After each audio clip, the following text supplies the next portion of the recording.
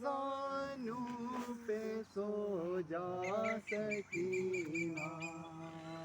بانو کرتی تھی یہ نوحہ خانی سو جا زانوں پہ سو جا سکینہ یثرب میں ایک بادشاہ تھا رشتہ دار رسول خدا تھا اس کی آدان کی مہمانی سو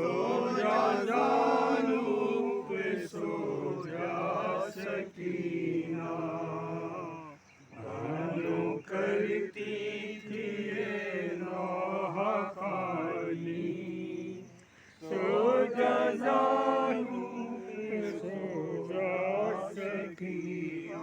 محرم کا پیاری مہینہ لے مفسر سناؤں سکینہ ساتویں سے کیا بند پانی سو جا زانوں پہ سو جا سکینہ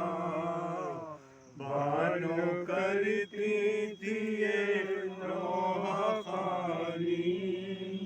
سو جا زانوں پہ سو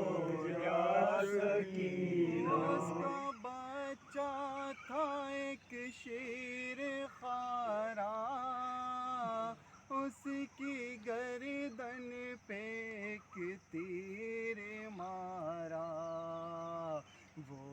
جو رویا یہ کہہ کر کے جانی سو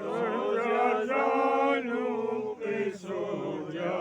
سکینہ بانو کرتی تھی یہ نوحہ خانی سو جا زانوں پہ سو جا سکینہ میں تجھ کو سناؤں کہانی سو جا زانوں پہ سو جا سکینہ